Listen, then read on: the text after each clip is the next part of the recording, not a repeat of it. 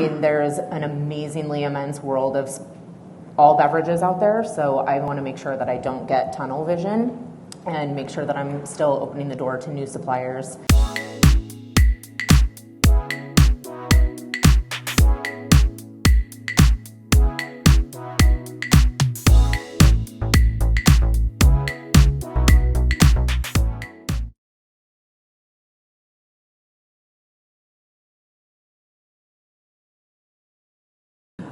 Let's walk over, you all have different kind of businesses, different business models. We want to go right into the buying process so people understand different kind of buying processes, right? So what is your buying process? And what I mean by that is, when are the openings? Is it like tenders, or are you open to new vendors? Is there a limit? What exact things, like I'm allowed 2 vendors new. I can only work with Gallo or whatever it is. Give me an exact buying process for your own businesses, please. Yeah, sure. So on the Brinker side, for the past probably 3 or 4 years that I've been on the beverage side, first at Chili's and then at Maggiano's, is that we have 2 RFP meetings really a year. So those are all with very current menued suppliers, and so they come in. They, we talk about our business review, but we also talk about opportunities, and that's really their time to, pitch to us at that point. We do welcome, new suppliers to the mix through some agency partners, but also just connections within the industry. If we feel like it would be a good fit, we will make the time to listen and hear out what the opportunity may be. We don't have a limit. It's really just based on the time that we have, and so it's not like we have a whole week that we set aside for new suppliers. It's just kind of as we work them into our schedule. Got it. So it's mainly agencies and old suppliers first. Trying to develop your new needs. Right. Got it. Right, correct. My experience is slightly different. Obviously, being a smaller, although relatively large restaurant group for our market, we don't have a national chain. So I'm working with independent retailers on average. Like I'm working with 20 to 25 distributors and suppliers on a weekly basis. Obviously, the past couple years have really shifted everything. So it has been a little more streamlined recently, but I will never close the door to anyone. I mean, there's an amazingly immense world of all beverages out there, so I want to make sure that I don't get tunnel vision and make sure that I'm still opening the door to new suppliers. Where we are based, we are in the heart of the east side availability of the Washington wine community. So most all of the wineries and all the fruit are grown over on the other side of the mountains, but this huge development of a hub of tasting rooms and smaller wineries have developed in the Woodinville area, so the proximity is really nice. So I'm working directly with wineries. I have a lot of relationships that I've built through there. Even if they have a distributor, oftentimes I have those direct relationships with them. Back in the early days, I used to have, one weekly tasting day where it was just kind of a cattle call. I don't think that that's the best way for my time or your time as well. I want to be really respectful of everyone's time. I want to be efficient with my tasting project.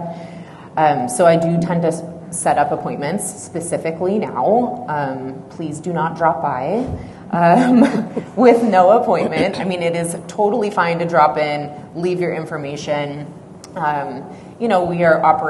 We're operating at a similar capacity, but with a quarter of the staff currently, and it's definitely changed our buying structure and our operations.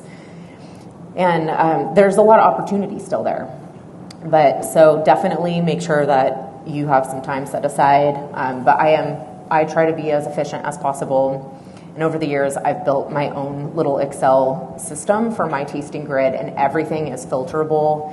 And so just because I don't have an opportunity for you in that moment doesn't mean that I don't want to experience those. So I will always taste everything, given that it is going to fit the program. But just because it's not readily available, I don't have a hole for it currently. sometimes months later, sometimes even a year later, I can go back through all my tasting notes and reach out to someone and say, hey, what is the current vintage of this? Do you still have supply of this? Since COVID, I'm making changes way faster than I used to. You know, we went from a program of having 80 wines by the glass and 500 bottles to about 30 wines by the glass, and I have about 40 to 50 bottles printed at one time. Because although we are using the QR code, we have kind of transitioned to one little sheet, so we can still have a printed option for somebody. So it's allowing me to go through a lot more inventory. So even the smaller scale opportunities are completely readily available. Sometimes, you know, so I could be like, ooh, I want to buy 3 bottles of this cool obscure wine that you're selling, because I know that I can sell that because it's a more streamlined, smaller program. But it has changed. It has changed a little bit about how we're doing buying, but I'm still open to every distributor. I know that there's a vast beverage world out there, and I don't want to make sure that I get that tunnel vision. Got it. Yeah, so I would agree, seeing that I'm straddling two kind of completely different worlds.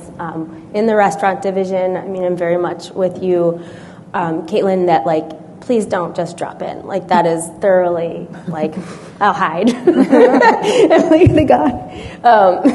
Sounds mean, but just make an appointment. And if you make an appointment, I am happy to taste anything with you and give anybody, like, an option to, or the opportunity to present something to me. I'm totally open to everything, and especially, I mean, in the restaurant division, I have a lot more flexibility in terms of each individual placement. Each, you know, location has its own personality, and that's part of the beauty of all of that, is that we get to hand select all of these wines, and so I think relationships are enormous when it comes to that. And I think that from both sides, from the buyer and from those who are selling us the wines, it needs to be a positive relationship. So starting off on the right foot and just bringing the right things to the table is ideal. And then when it comes to the S&E side, for me, I mean, RFPs are enormous. I mean, it's a more of a seasonal change for that. Opportunities are certainly available, but it's a matter of what and where.